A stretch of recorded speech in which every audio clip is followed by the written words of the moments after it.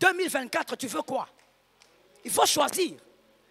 Tu veux le repos, c'est-à-dire que la situation change, que le miracle arrive, ou tu veux seulement être dégagé? Il faut que ta manière de prier change. Say it again. Amen. Donne-moi un autre amen. Il faut que ta manière de comprendre la prière change. Il faut que tu réalises par la grâce de Dieu que tu as toujours mal prié. Si dans la prière, tu pries comme un homme ignorant, Seigneur Jésus, frère, tu vas attendre des années, des choses qu'on doit avoir dans 2 ans. Le problème doit être amené vers Jésus. Naaman a eu le miracle parce qu'il a pris sa lèpre. Il est allé rencontrer Jésus. Ce n'est pas en rencontrant un prophète qu'on est guéri. C'est en rencontrant Jésus qu'on vit le miracle. Tu n'as jamais fait rencontrer ton problème à Jésus. Comment devant un homme, tu prends 2 heures du temps pour lui expliquer comment ta femme t'a quitté.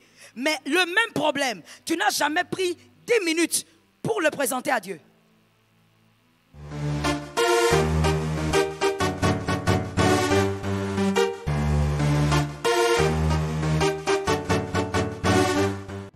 Shalom bien-aimé dans le Seigneur Jésus-Christ. Aujourd'hui la servante de Dieu Joël Gloria Cabassel, pasteur principal de l'église Assemblée évangélique Nouvelle Alliance de Kinshasa, nous exhorte de changer notre façon de prier pour de bons résultats. Nos problèmes doivent rencontrer Jésus-Christ. La prière avec précision consiste à formuler des prières spécifiques et détaillées pour obtenir des résultats précis. Cela implique de se concentrer sur un objectif précis, d'exprimer clairement ses besoins et ses désirs, et de croire fermement que la prière sera exaucée. Lorsque Jésus demande à l'aveugle, « Que veux-tu que je te fasse ?» Bartimée va prier de manière précise, « Rabouni » lui répondit l'aveugle, « Que je recouvre la vue. » Cette demande est ciblée et précise. Marc 10 versets 46 à 52. Pourtant Bartimée aurait pu sortir une requête vague dans le style, « Seigneur, donne-moi d'être un bon homme. » Mais ça aurait été imprécis. C'est quoi, être un bon homme? Comment aurait-il pu reconnaître l'exaucement s'il avait prié ainsi? Certaines prières sont tellement vagues et imprécises que même lorsque Dieu exauce, nous sommes incapables de reconnaître qu'il a répondu. Logique, nous n'avons pas défini avec précision ce que nous avons demandé. Tes problèmes doivent rencontrer Jésus-Christ, change ta façon de prier et tu verras le résultat cette année. Abonnez-vous, aimez et partagez afin d'apporter l'évangile de Jésus-Christ aux nations car il y aura plus de joie dans le ciel pour un seul pécheur qui se repent. Que la bénédiction de Dieu soit votre partage dans le nom puissant de Jésus-Christ. Amen.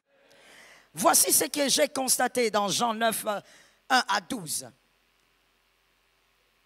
Louis II, que vous avez pour la majorité d'entre vous, dit, commence le verset 1, Jésus vit en passant. Ça c'est Louis II. Une deuxième version, parole de vie. Il dit, comme il s'en allait, Jésus aperçut. Français courant dit, en chemin, Jésus vit un homme. C'est la 3e version que je vous présente. La 4e version, c'est Darby. La version Darby, elle dit, et comme il passait, il vit un homme aveugle. La 6e version que je vous propose, c'est King James. Là, c'est une version anglaise. Là, il est dit, and as Jesus passed by. Toutes les 5 versions et beaucoup d'autres disent la même chose dans Jean 9, verset 1. Aujourd'hui, il s'agit de ça, le verset 1. Jésus vit l'aveugle quand il passait. Il était sur son chemin. C'est sur le chemin que Jésus avait emprunté qu'il put voir un aveugle. Jésus ne va pas guérir sur un autre chemin. Il faut que ton problème se retrouve sur son chemin. Que Dieu bénisse celui qui a entendu. Nous sommes sur une montagne de prière pendant 30 jours. Il faut que ta manière de prier change. Say it again. Amen. Donne-moi un autre amen. Il faut que ta manière de comprendre la prière change. Il faut que tu réalises par la grâce de Dieu que tu as toujours mal prié. Il faut que pendant 30 jours, tu sois capable de prier comme un moteur de prière. Mais pas pour prier seulement et dire des paroles, mais prier avec une autre dimension de foi. Jésus ne touche pas à un problème qui n'est pas sur son chemin. Jésus ne touche pas à une affaire qui n'est pas sur son chemin. L'homme s'est trouvé sur... Ce n'est pas Jésus qui va le chercher. Ce n'est pas Jésus qui va vers lui. Jésus est sur son chemin. Tous les théologiens ont interprété cette écriture en disant, sur son chemin, il partait et il vit. Il aperçut. Jésus n'est pas allé le chercher. Il y a une autre écriture. Marc 10, 46. Marc 10, 46. Ça, c'est Bartimée. Bartimée, on connaît l'histoire, il a crié, il a hurlé jusqu'à ce que Jésus s'arrête et l'appelle. Mais la Bible est claire aussi dans ce verset de Marc 10, 46. La Bible dit que Jésus était en train de sortir de Jéricho. Jésus sortait de Jéricho, il était sur son chemin. Et sur ce chemin-là, c'est là que Bartimée se trouvait. Jésus ne va pas te chercher, tu dois te trouver sur son chemin. Est-ce que quelqu'un m'entend bien? Tu dois être capable de te trouver sur le chemin du Christ avec ton problème. Jésus ne fait pas le déplacement. Retrouve-toi là où il est. Ça tombe sur un homme intelligent. Retrouve-toi là où Jésus se trouve. Ainsi, je bénis toutes les personnes qui sont venues à Siloé. Retrouve-toi là où Jésus se trouve. On déclare une retraite, c'est à toi de te retrouver. Ce n'est pas à lui de venir te chercher chez toi. On dit l'attente du prophète, c'est à toi de te retrouver. Ce n'est pas à lui d'aller vers toi. Beaucoup de gens disent, j'ai des problèmes. Jésus m'a promis, mais je ne vois pas. Où est-ce que tu te trouves avec ton problème? Jésus ne viendra pas, toi, sois. Est-ce que quelqu'un me capte? La deuxième écriture révèle aussi que même Bartimée, il avait été visité parce que Jésus était sur son chemin. Bartimée s'est retrouvé au bon endroit. Que l'Éternel ait pitié de nous. Marc 9, 23. Marc 9, 23, il est écrit. Jésus lui dit, si tu peux, tout est possible à celui qui croit. Tout est possible à celui qui croit, mais au-delà de la foi, tu dois être sur le chemin. Au-delà de la foi, tu dois ajouter quelque chose. Tu dois être là où Jésus passe. Là où Jésus organise le miracle. Toi, tu n'es pas là, mais tu t'attends au miracle. Là où Jésus organise les rencontres. Toi, tu n'es pas là, mais tu t'attends à une visitation. Comment est-ce que tu veux que ces choses se passent? Les écritures que je te donne sont dans la nouvelle alliance. Il n'y aura pas d'autre alliance en dehors de ça. Donc, tu ne peux pas dire que ça c'est l'ombre. Il n'y a pas d'ombre. C'est la nouvelle alliance. C'est vrai que Jésus a opéré dans l'ancienne alliance, mais ces hommes ont vécu leur miracle parce que Jésus était sûr. Retrouve-toi sur le chemin. Plusieurs d'entre nous, voici notre problème. Et je tiens à placer notre problème sur table pour le premier jour de Siloé, parce que tout doit commencer par là.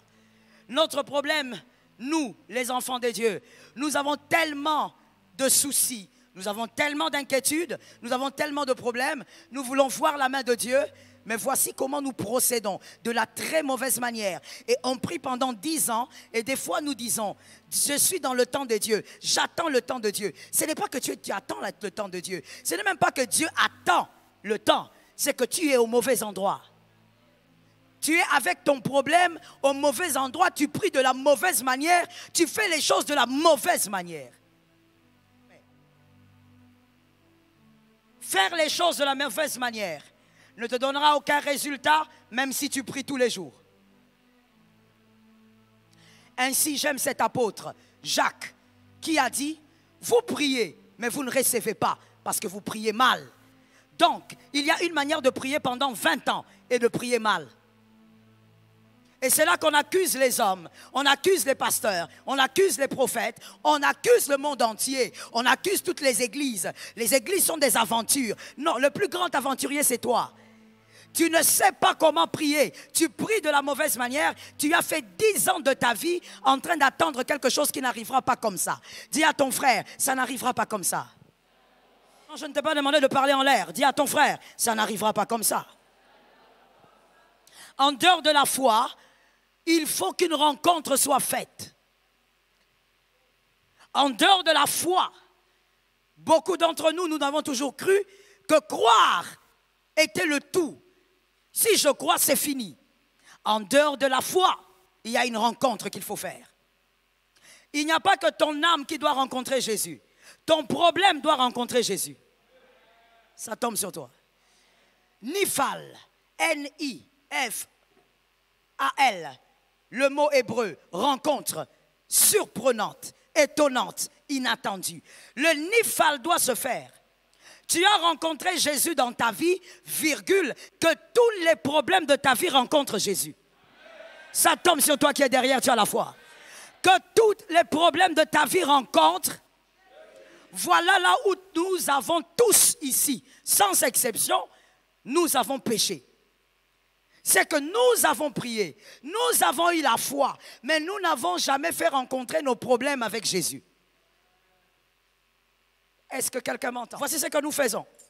Face aux situations difficiles, face aux problèmes, nous faisons entendre à Dieu nos problèmes. Mais nous ne créons pas une rencontre entre le problème et Dieu. Nous faisons entendre à Dieu nos problèmes. Mais nous ne créons pas une rencontre entre le problème et Dieu. Après cette prière, pas seulement la prière, mais la connaissance que tu reçois là, il faudrait que demain, tu entendes l'écho d'un autre témoignage. Une situation doit se débloquer parce que tu auras compris. C'est ça, vous connaîtrez. Et c'est quoi qui vous libère? Mais je ne vous entends pas. Vous connaîtrez. Et elle fait quoi? C'est la liberté qui libère. Ce n'est pas la prière d'abord. Parce que comme Jacques le dit, on peut prier et ne rien recevoir pendant 20 ans.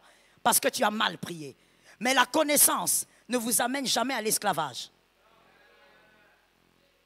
La connaissance, même sans prier, la connaissance vous libère.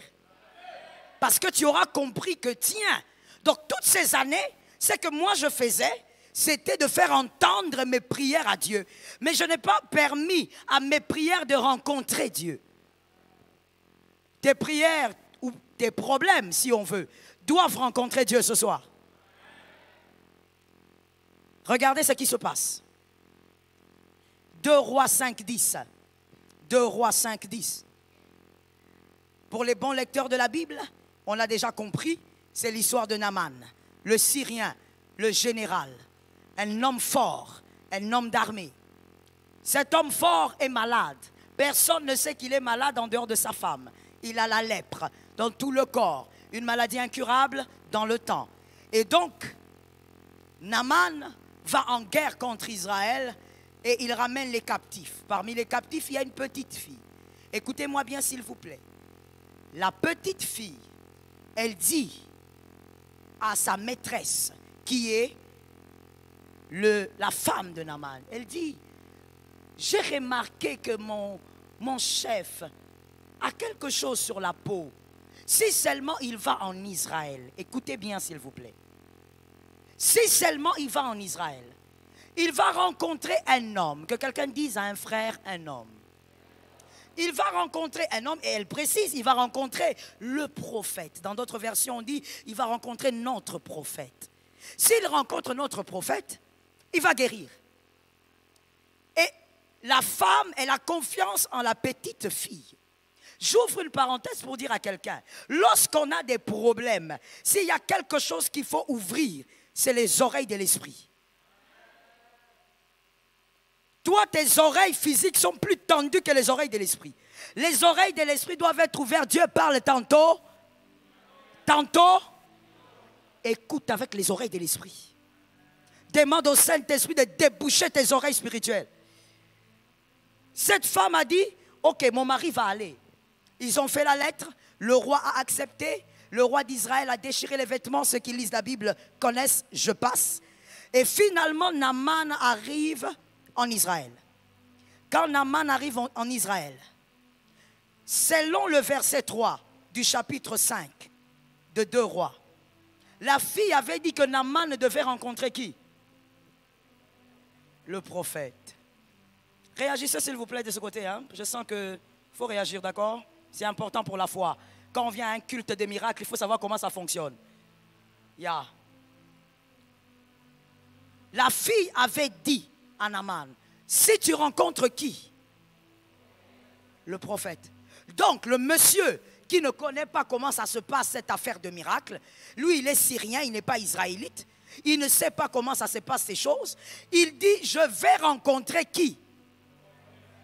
Quand le prophète Élisée apprend, il dit va dire à ce chef syrien d'aller se jeter dans le Jourdain.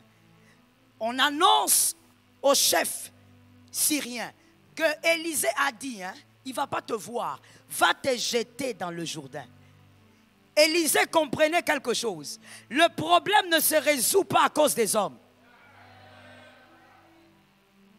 La petite fille peut ignorer parce qu'elle est petite fille. Mais un prophète ne doit pas ignorer ça. Donne-moi un amen d'un homme normal. Un bébé spirituel dans l'église, il peut ignorer. On pardonne son ignorance parce qu'il est bébé spirituel. Mais quelqu'un qui entend la parole de Dieu, qui est enseigné dans une église, ne doit pas ignorer que le problème d'une vie n'est pas résolu parce que tu as rencontré un homme. Élisée a dit, si je rencontre cet homme ne vivra pas la guérison parce que le miracle arrive parce que le problème rencontre Dieu. Élisée donc, il se fait invisible et il dit, va te jeter dans le Jourdain. Le Jourdain qui est l'image du Christ, il faut aller se jeter dans le Jourdain. Que ton problème rencontre le Christ. Frère, tu as déjà rencontré Jésus, tu as donné ta vie à Jésus. Tu connais même la date de ton baptême. Tu as même les certificats de baptême. C'est bien. Maintenant, tu vois dans la vie de tous les jours, il faut que chaque problème rencontre Jésus. Si dans la prière, tu pries comme un homme ignorant, Seigneur Jésus, frère, tu vas attendre des années, des choses qu'on doit avoir dans 2 ans. Le problème doit être amené vers Jésus. Naaman a eu le miracle parce qu'il a pris sa lèpre. Il est allé rencontrer Jésus. Ce n'est pas en rencontrant un prophète qu'on est guéri. C'est en rencontrant Jésus qu'on vit le miracle.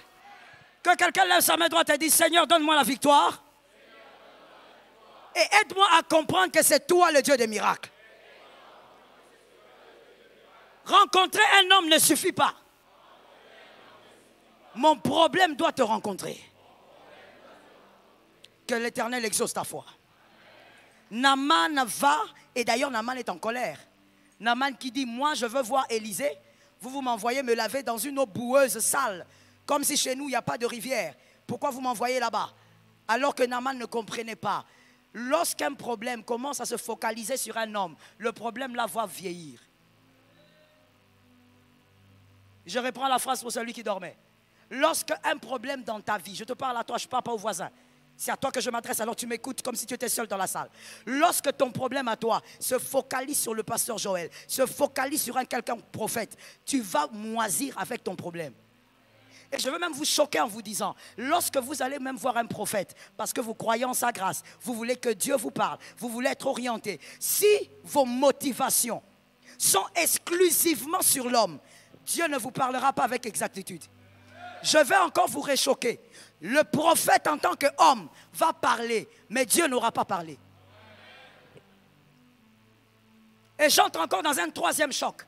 C'est que la vérité que vous, des fois, vous ne savez pas, je dis vous, je parle des fidèles, c'est que lorsqu'on est un prophète ayant le don prophétique véritablement mandaté et qu'on n'a pas été brisé au niveau de la chair, de son orgueil, lorsque quelqu'un vient te voir, même si tu n'as rien vu, tu vas parler.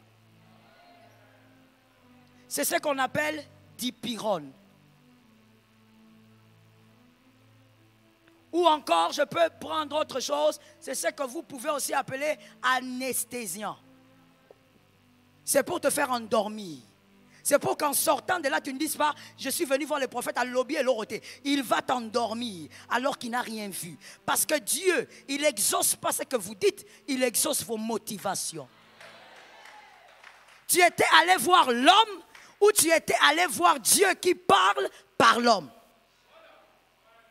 That is it. That is it. C'est comme ça que vous nagez dans des attentes qui n'arriveront jamais. Et finalement, vous allez vous décourager dans votre foi. Qui vous a découragé? Aucun prophète, votre ignorance. Élisée a refusé de sortir. Il a dit, cet homme vraiment n'est pas intelligent. Si je sors, il ne va pas guérir. Son problème doit rencontrer Dieu et non un homme. Que l'Éternel t'aide pendant Siloé. Que tu rencontres les dieux d'Israël. Donne un amen de quelqu'un qui comprend. Viens pour rencontrer Dieu. Voilà pourquoi quand tu viens, même si la prière ne commence pas, toi tu pries. Tu n'es pas ici pour un homme. Tu n'es pas ici pour écouter les choristes là. Tu n'es pas ici pour regarder quelqu'un. Tu pries. Si tu as envie de chanter, tu chantes. Même si tu ne chantes pas bien, Jésus entend les chants là. Si tu viens à Siloé avec les motivations comme quoi, je vais venir là-bas parce que le pasteur Joël m'a posé la main et puis le miracle va arriver. Oh, tu vas attendre longtemps. On ne rencontre pas un homme quand on a la lèpre. On cherche le Jourdain. Saute dans le Jourdain. Le premier problème que nous avons tous, ton problème, tu l'amènes à qui? À une rencontre vers le Christ ou vers les hommes? Je veux vous dire quelque chose des fois qui vous passe. Vous n'y pensez pas, mais voici la réalité. Lorsque tu entres dans le bureau d'un pasteur, tu as tes problèmes. Tu passes combien de temps pour exposer ton problème? Je choisis le problème le plus grave que tu as aujourd'hui et d'ailleurs qui n'est pas encore résolu. Essaye un peu d'imaginer. Si le pasteur te donnait le temps de parler, combien de temps tu prendrais dans le bureau?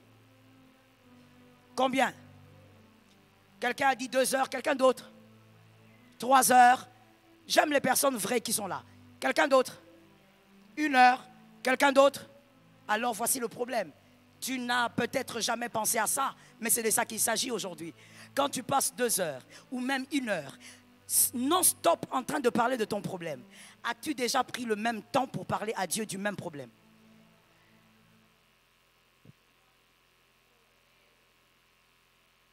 Vous amenez les problèmes chez les hommes de Dieu, mais vous ne les amenez pas à Jésus. Ce que tu crois que tu fais, que tu amènes à Jésus là, Jésus m'envoie te dire que tu fais des aventures. Tu n'as jamais fait rencontrer ton problème à Jésus. Comment devant un homme, tu prends 2 heures du temps pour lui expliquer comment ta femme t'a quitté. Mais le même problème, tu n'as jamais pris 10 minutes pour le présenter à Dieu. Ton problème a rencontré qui finalement? Merci. On pose une question pour qu'elle soit répondue. Ton problème a toujours rencontré les hommes, mais jamais Dieu. Dis à un voisin Nifal. Dis à un autre Nifal. La rencontre du problème avec le Christ. Je suis d'accord avec toi. Alors, regardez comment ça se passe. Qu'est-ce que nous faisons? Comme je l'ai dit d'abord, on fait entendre à Dieu nos problèmes. Oui, pour entendre, alors là, on sait comment le faire. Il entend. Tout le temps, on parle, des fois même pour ne rien dire. Mais la rencontre ne se fait pas. Voici ce qu'on fait encore. Nous présentons nos inquiétudes à Dieu au lieu de présenter le problème. Nous présentons nos soucis à Dieu au lieu de présenter le problème qui doit vivre le miracle. Ou encore, au lieu de présenter l'impossibilité.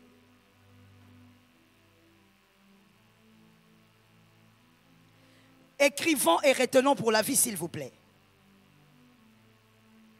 Votre problème doit être conduit par Dieu, par le protocole appelé la foi. Votre problème doit être conduit à Dieu par le protocole qui est appelé la foi. Par la foi, il faut prendre votre problème et amener ce problème à rencontrer Dieu. Au lieu de présenter à Dieu vos inquiétudes, de présenter à Dieu vos lamentations. Nous ne prions pas. Nous lamentons devant Dieu. Nous ne prions pas. Nous présentons à Dieu nos inquiétudes. Matthieu 11, 28. Matthieu 11, 28. Il est écrit un verset de l'école du dimanche, mais je veux le reprendre pour ceux qui ont raté ça. venez à moi, vous tous qui êtes fatigués et chargés. Il dit, venez à moi, vous tous qui êtes fatigués. Es-tu fatigué de ce problème-là? C'était une question. Ah, je comprends qu'il y a beaucoup de gens qui sont venus nous accompagner. Il y a beaucoup de gens qui n'ont pas de problème ici. Vous êtes venus nous assister, ce n'est pas un problème. Je repose la question pour ceux qui ont des problèmes. Est-ce qu'il y a un problème qui te fatigue? J'en ai tellement moi ici. C'est pourquoi je suis venu à Siloé. J'ai tellement de problèmes qui me fatiguent. As-tu des problèmes qui t'épuisent? Il dit, venez à moi. Il n'a pas dit, allez au pasteur. Je sais que je suis en train de te choquer là, mais c'est mon travail. Il dit, venez à moi. Vous tous qui êtes. Et tu as des charges, des impossibilités. Va à lui. Quand tu iras vers lui, tu iras avec quoi? Avec quoi encore?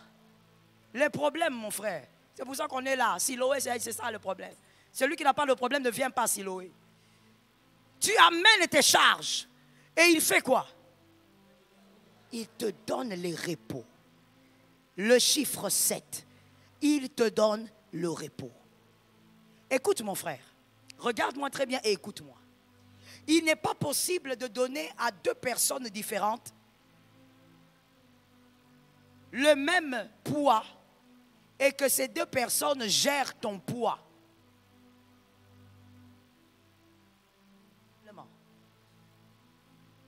Lorsque vous avez une charge,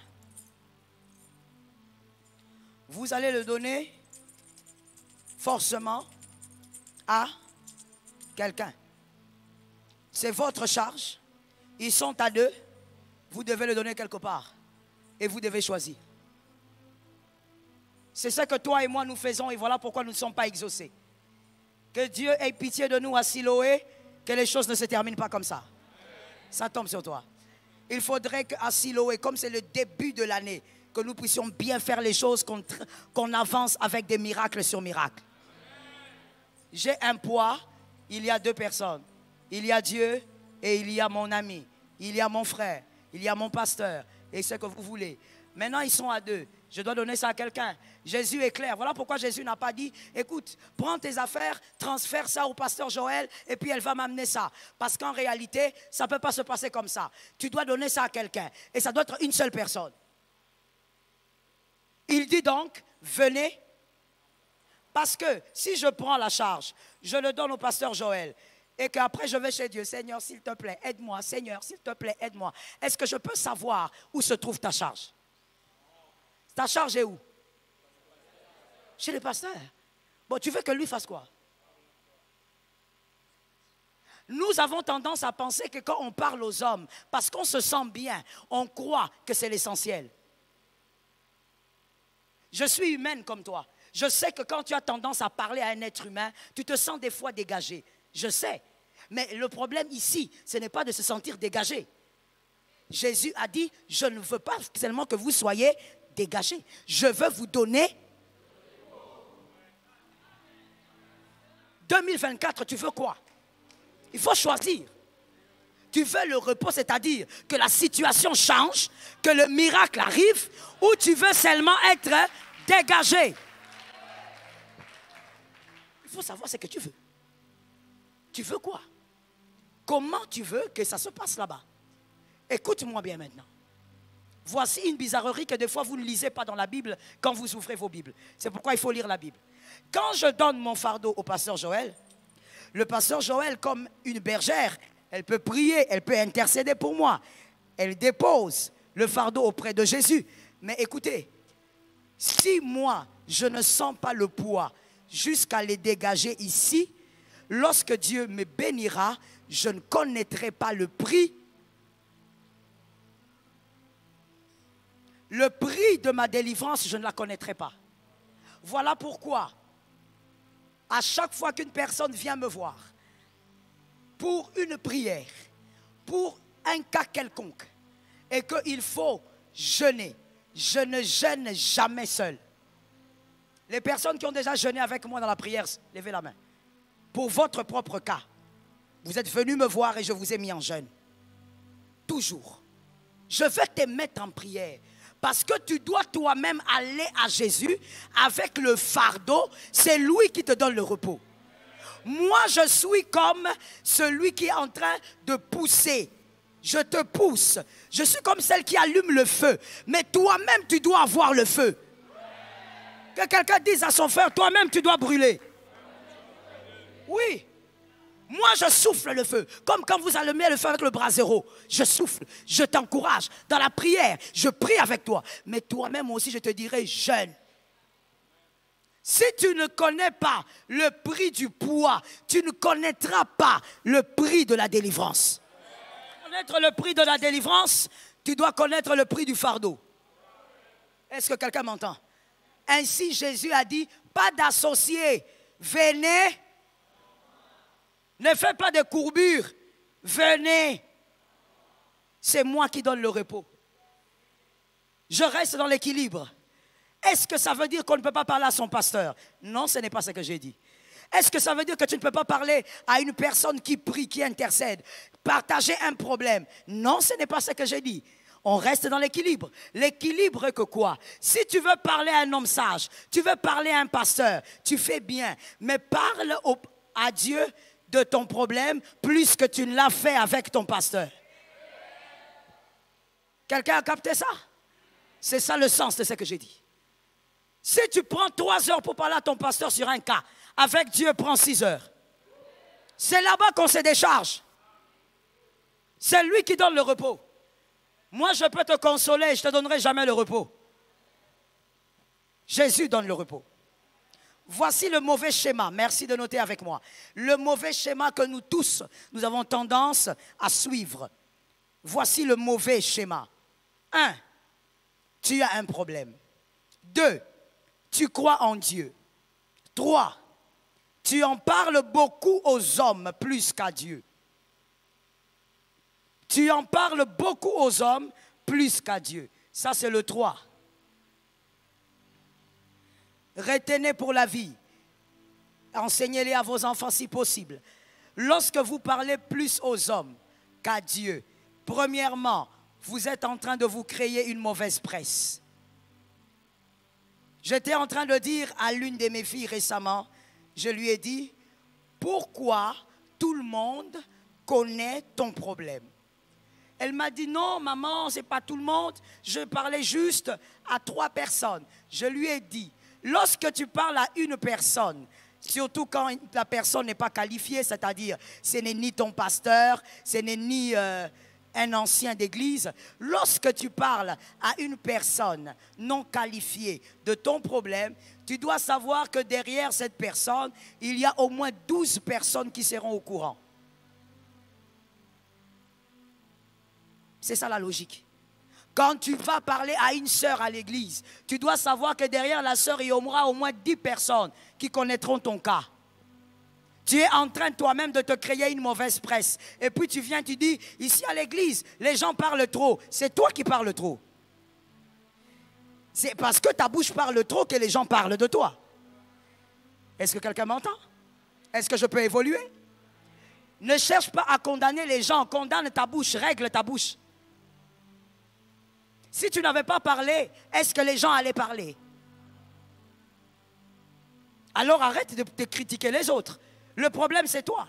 Pourquoi tu es allé raconter ton affaire aux frères de l'église? Non, j'ai vu que les frères là avaient le zèle. Et retiens bien pour la vie. Le zèle n'est pas l'éducation.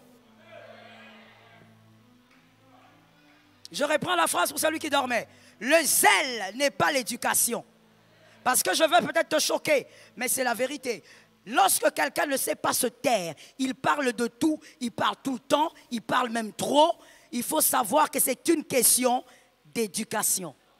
Quand il était petit, on ne lui a pas dit que des fois il faut te taire. Même si tu as à dire. On ne lui a pas dit ça. Alors il a grandi légumes. Quand il voit la bâche, il parle. Il voit la colonne. Il voit les marches. Il voit la peinture noire. Tout ce qu'il voit, il doit. C'est l'éducation. Maintenant, tu es là à te plaindre. Pourquoi on parle de moi? Si tu ne veux pas qu'on parle de toi, commence par régler ta propre bouche. C'est ta bouche que tu dois régler. pas la bouche des autres. Si tu ne sors rien, nous ne saurons.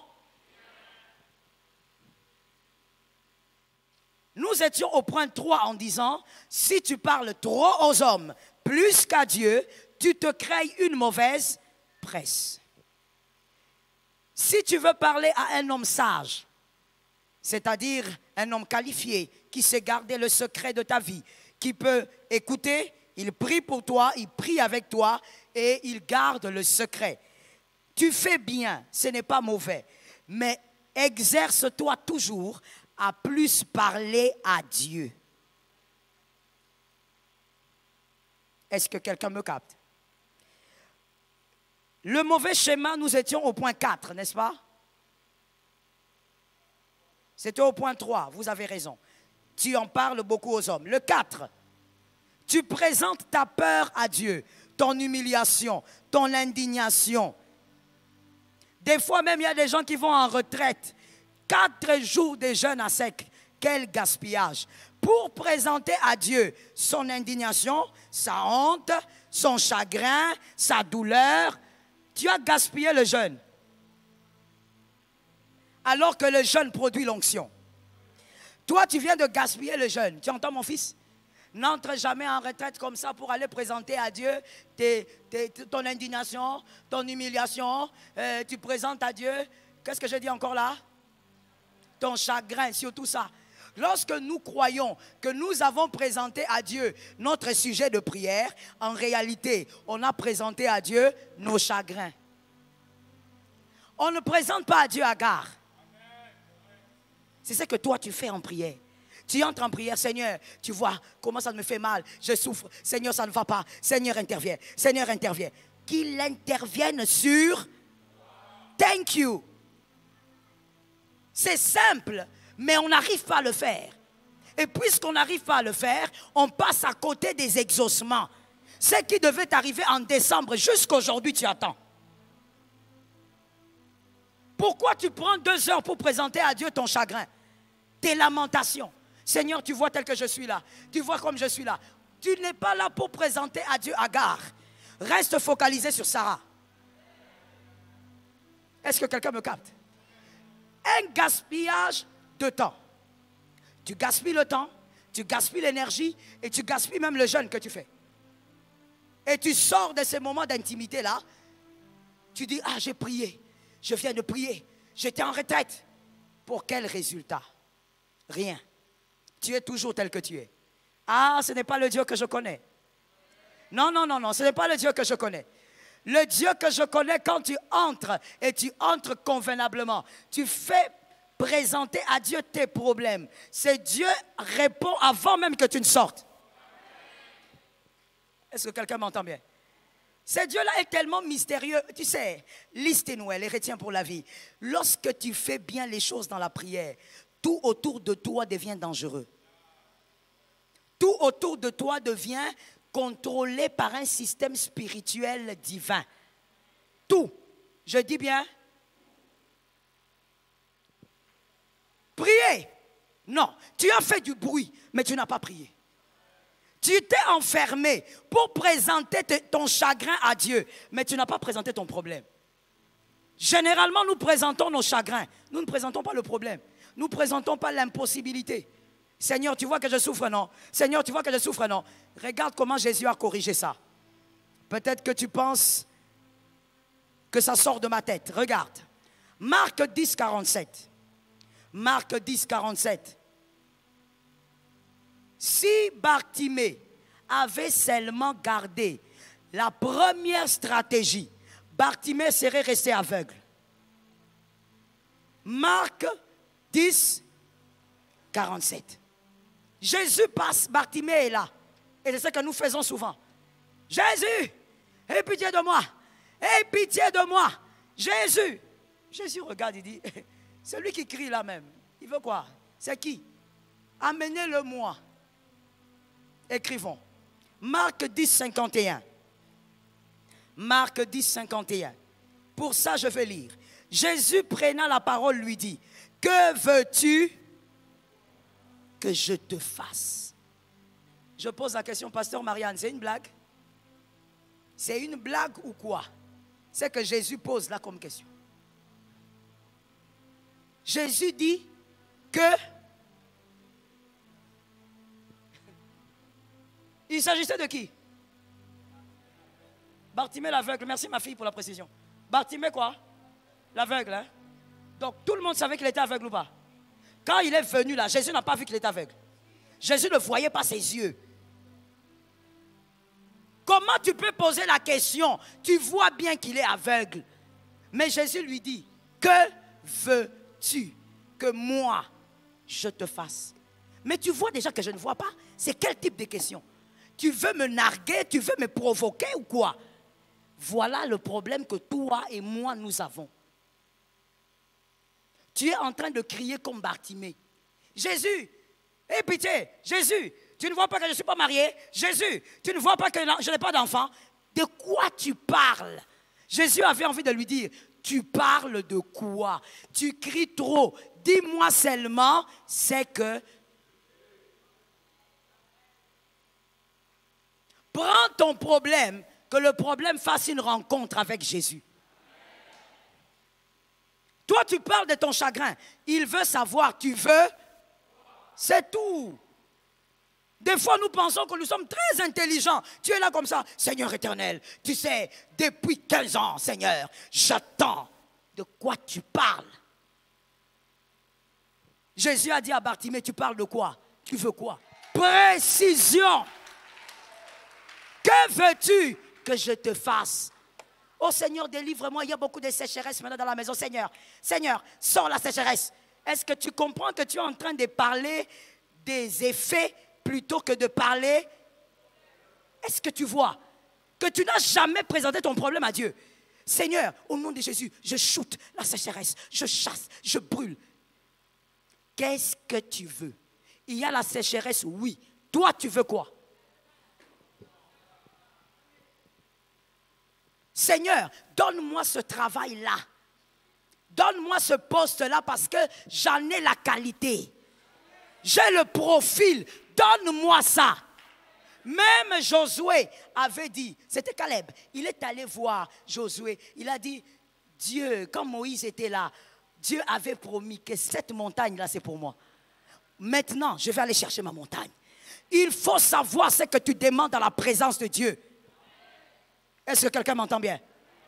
Tu dis au Seigneur, Seigneur, donne-moi un enfant intelligent. Éloigne de moi un enfant baudet. Un peu comme j'étais quand j'avais 4 ans. Toi-même, tu te connais, toi-même, tu refuses. Tu dis, Seigneur, éloigne de moi un enfant impudique. Seigneur, donne-moi un enfant sérieux. Seigneur, moi, je n'ai pas été Seigneur, je n'ai pas été sérieux, Seigneur. Toi-même, tu sais combien d'ex j'ai. Mais donne-moi un enfant sérieux, Seigneur. Demande avec précision. Derrière ma fille, je finis avec ce témoignage. C'est important que tu entendes. Et que si ça peut booster ta foi, que ça booste ta foi. Lorsque l'Éternel a fait l'exode, on a quitté 80 jours. L'homme de Dieu, mon mari vient me voir, il me dit, maintenant il faut partir. Dieu m'avait déjà parlé, Dieu m'a parlé même agressivement. Mais je disais non, non, non, non. Et finalement, comme Dieu il est, quand il te parle, tu n'entends pas, il va te pousser. Il va te pousser comme il avait chassé Lot. Il te poussera. Lorsque mon mari vient me voir, il me dit, écoute, voici la place qu'on a trouvée. Il m'a amené. Il m'a amené quelque part là vers Kitambo. Il m'a montré. Je regardais, je dis, je ne veux pas. Il m'a dit, tu ne veux pas, pourquoi? C'est un endroit bien. Faites attention dans votre vie. Quand vous épousez un homme intelligent, attention.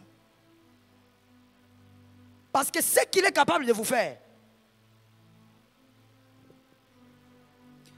Il vient, il me dit, oh, mais pourquoi? Ça, c'est un endroit bien. Regarde, si on fait ça, si on casse, si on... Tu sais, quand il parle, moi je ne regarde pas ses mains, je regarde la bouche. Il dit, non. Je refuse. Mais pourquoi? C'est près de Kitambo. Je dis, papa, je ne veux pas. Cet endroit, je ne veux pas. Il dit, oh, mais toi, tu veux quoi? Non, moi, je veux seulement l'autre. Il me dit, mais l'autre est là, ce n'est pas possible. Je t'ai déjà dit, non? Je parlais avec les gens. Tu n'as pas entendu ce qu'ils ont dit? Je dis, ok. C'était un vendredi, je me rappelle encore. J'étais dans ma voiture, j'allais vers l'église à la Cité Verte. Je crois que c'est moi qui devais prêcher. Something, hein? Alors, là derrière, j'ai dit à Dieu, en quittant la maison, j'ai dit à Dieu, voici ce que moi je veux. Je veux que tu me donnes tel endroit. Et c'est là que je vais être. L'autre côté là-bas, ils ont accepté. Ils nous ont même dit, amenez vite l'argent. Disponible que mon mari a dit, il faut aller vite là-bas. J'ai dit, oh Seigneur, j'ai dit à Dieu dans la voiture, je ne veux pas ça. Moi, ce que je veux, c'est ça. Et Dieu m'a répété encore. Il m'a dit, Joël, répète ce que tu veux. J'ai dit, je répète. Avec précision. Oh, mon frère, c'est un détail que je ne peux pas donner ici, parce que je suis en direct. Il y a des choses que je ne peux pas dire. J'ai dit, moi, je vais tel endroit.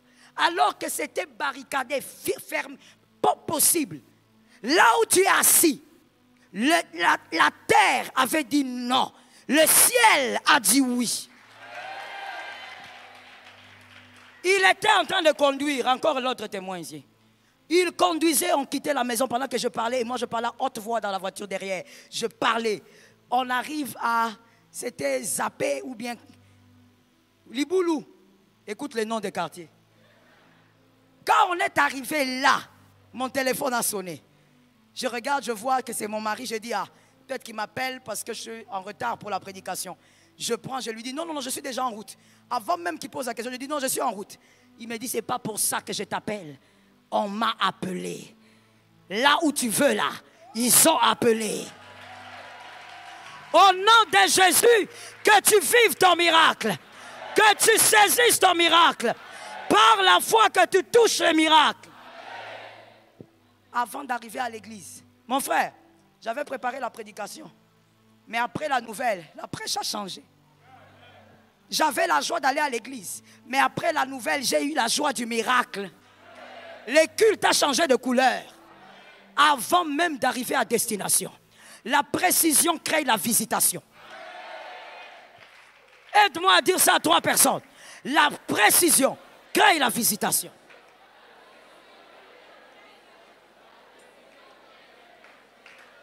Jésus, le ciel est favorable. Le ciel est favorable. Lève tes 2 mains. Je vais te laisser quelques minutes de prière. Ceux qui sont assis, nous sommes déjà en prière. Nous allons seulement déclarer une seule phrase, tous ensemble. Mais après cela, je te laisse le temps de prendre ton problème, de le faire rencontrer le Christ. Je te laisse le temps de parler avec précision sur ce que toi tu veux. Nous allons crier 3 fois, Jésus est capable et je le crois. 1, 2, 3. Yes. La 3e. Parle à Dieu. Présente ton problème. Présente ton problème. Sois libre. Prends la position qui te semble la bonne. Présente ton problème. Razayaba Shayababa.